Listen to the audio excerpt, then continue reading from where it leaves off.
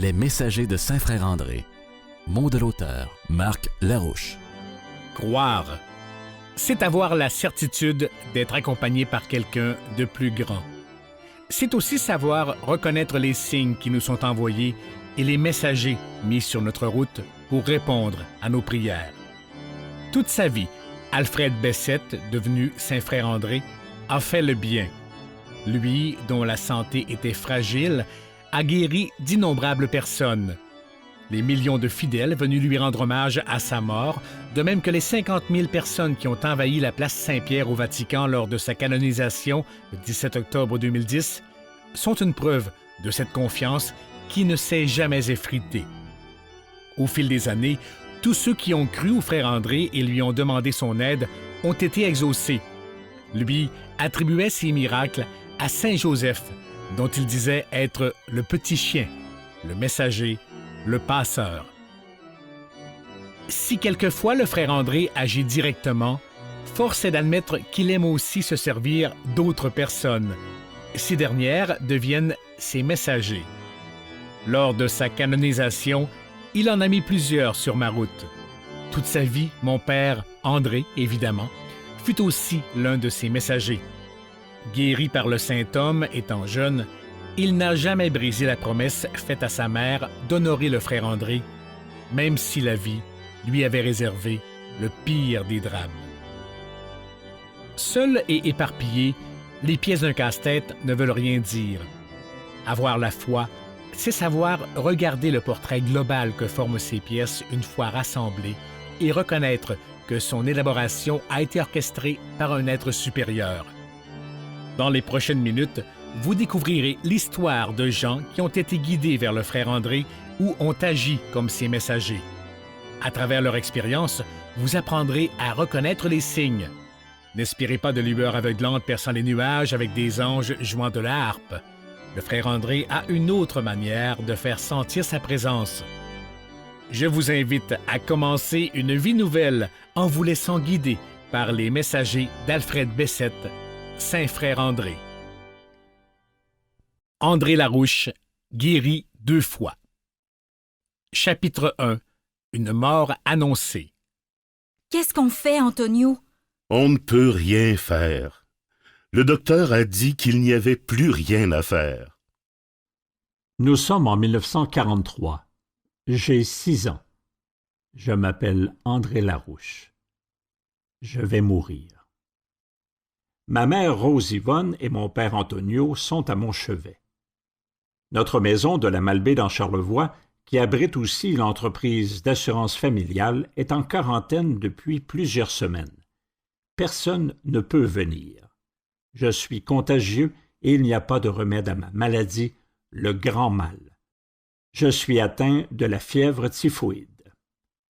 Le médecin m'a condamné. Le curé m'a donné l'extrême-onction.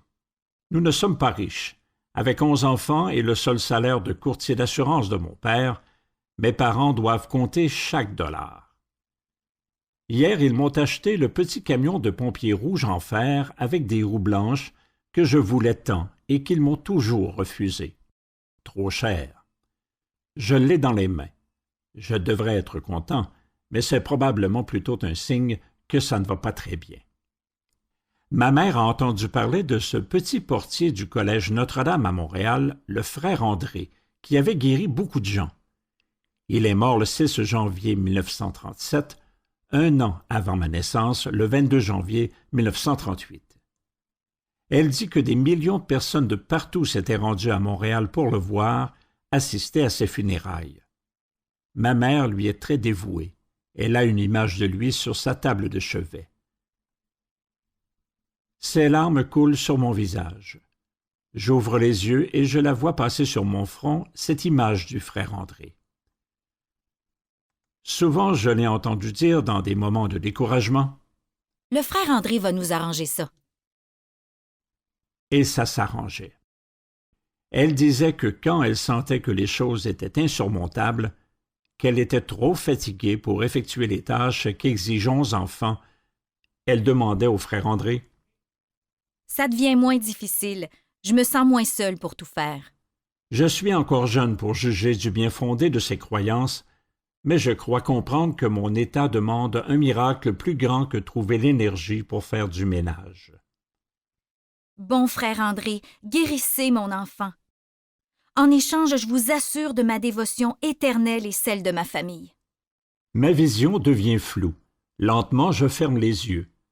Je sens la main de ma mère continuer de frotter mon front. Ses paroles deviennent murmures. Une autre larme tombe sur mon visage. Tout devient noir.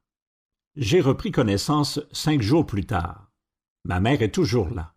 Je me sens encore un peu faible, mais je souris. Quelques jours auparavant, mon front brûlait. Il est maintenant froid. La fièvre est tombée. Le médecin est appelé à mon chevet. Je n'y comprends rien. C'est inexplicable. Votre enfant ne fait plus de fièvre. Tout est normal. Comment t'appelles-tu? André. Où sommes-nous? Dans ma maison à la Malbaie. On me lève. Les premiers pas sont difficiles. J'ai les jambes faibles, ce qui est normal. Je suis couché depuis longtemps, mais je marche. Les tests confirmeront que je n'ai rien perdu de mes facultés. Ma mère pleure encore, mais cette fois, c'est à genoux devant l'image du frère André avec laquelle elle m'a frotté le front. Merci, frère André, merci. Ce n'est que quelques années plus tard, alors que j'étais redevenu un petit garçon comme les autres, jouant au hockey sur la glace de la rivière gelée et m'étant même cassé une jambe en sautant du toit déguisé en Batman, convaincu que j'allais voler, que ma mère m'a pris dans ses bras et m'a raconté cette histoire. Aujourd'hui, en 2016, j'ai 78 ans. De cet épisode qui a failli me coûter la vie, je n'ai conservé qu'une légère faiblesse aux jambes et aux bras. Rien pour m'empêcher de fonctionner normalement, mais assez pour me faire penser au frère André. En juin 1961, alors que j'avais 23 ans, ma mère a dû être opérée au foie à l'hôpital de Sainte-Anne-de-Beaupré. Avant de partir, elle m'a dit « N'oublie jamais ton petit frère André. » C'était la dernière fois que je la voyais. L'opération s'était bien déroulée, mais elle est décédée quelques jours plus tard à l'hôpital des suites d'une embolie. Elle avait 53 ans. J'ai tenu ma promesse, maman. J'ai toujours honoré le frère André qui m'a sauvé, même si la vie m'avait réservé le pire des drames.